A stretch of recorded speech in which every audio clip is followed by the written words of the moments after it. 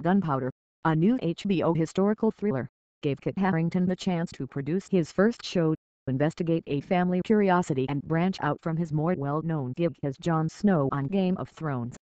But he admitted that his day job did skew his perspective. I walked onto the set on Gunpowder, going, "What do you mean we don't have 200 extras?"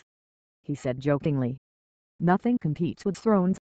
I knew that going in." The three-part mini-series, debuting on Monday, December 18, on HBO, recreates the gunpowder plot of 1605, the failed scheme by Roman Catholic militants to blow up the House of Lords in London and assassinate the Protestant King James I and many others in the process.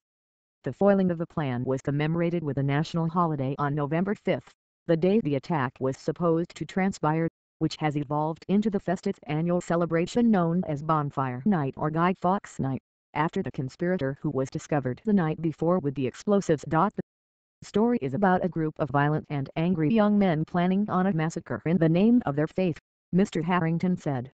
"It's a story that could be lifted off any modern news channel." He said that the producers strove for historical accuracy in the dramatized events in Gunpowder, which unfolds in a mucky 17th-century England in which Catholics risk torture and execution by secretly practicing their religion. Mr. Harington plays Robert Catesby, the plot mastermind and his own distant ancestor. His middle name, and his mother's maiden name, is Catesby. Other stars include Liv Tyler, Peter Mullen, a slithery Mark Gatiss, as the court operator Sir Robert Cecil, and Tom Cullen, whose fearsome Guy Fawkes is a barbarous departure from the radical chic symbol favored by many hackers and activists. Mr. Harington partnered with his friend Daniel West and the writer Ronan Bennett to develop the series, which was shot in the spring of 2017 in Yorkshire and debuted in Britain in October. While this actor wasn't necessarily burning to get into producing, when you have a very clear idea of how it should be done, you don't want to hand those decisions over to someone else, he said. An audibly weary Mr. Harington discussed Gunpowder from Belfast, where he is shooting the final season of Game of Thrones. "It was a grueling day, I'm not going to lie," he said. "These are edited excerpts from the conversation." "What drew you to this story?" It's a piece of family curiosity. I'm distantly related to the person I'm playing. It's a fascinating story in a fascinating time in England. On November 5 in the UK, we set off fireworks. It's a bit like our Independence Day. And then if you look at it, it's really about a great act of violence by a group of young men. And it hadn't really been told much before. Can you help me, and other Americans who will watch it, understand why an unsuccessful religious insurrection is still celebrated? You see, that's the funny thing. Really, why it became remembered is because the government made it a national holiday, so every Catholic in the land, and everyone thinking about treason, would remember the 5th of November and why they shouldn't do what they're thinking of doing. It was a piece of propaganda.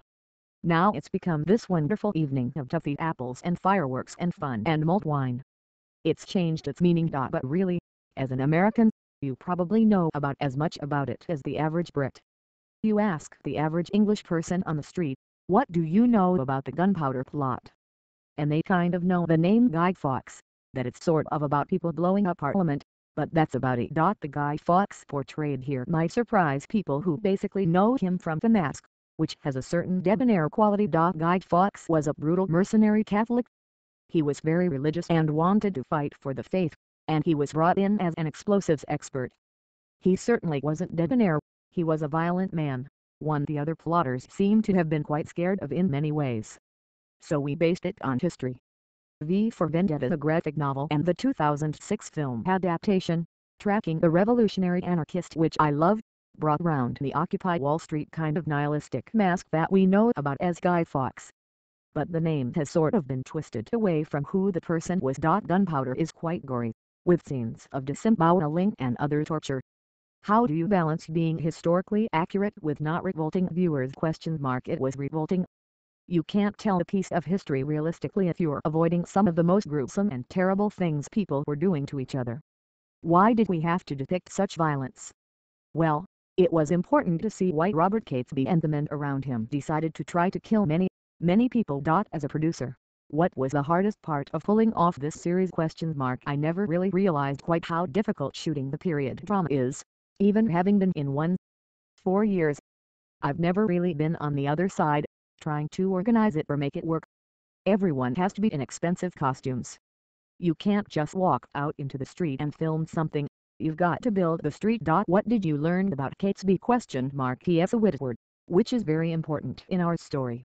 He was so religious, and maybe there was something very selfish in this man. He wanted to get to heaven to see his wife again, so he didn't care whether he died in this mission or not.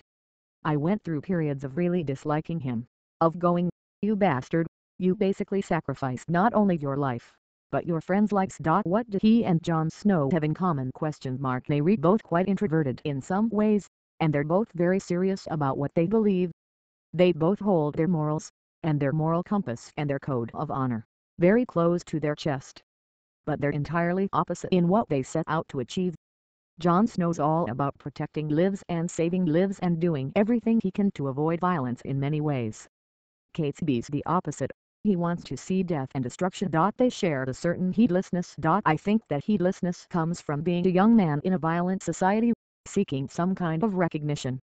I think their bravado is based around their stupid male nature, in many ways. Along similar lines, over here we're having an ever-expanding reckoning with sexual predators in the entertainment industry. Is this being felt in Britain at all? Yeah, the Weinstein scandal kicked it off over the pond as well. Kevin Spacey was the head of the Old Vic for many years. We're discovering the allegations made against him. Within British theatre, there's been a problem for many years. This is something that has been going on forever, and not just in the States. It's everywhere. It's upsetting and disturbing, but it's not shocking.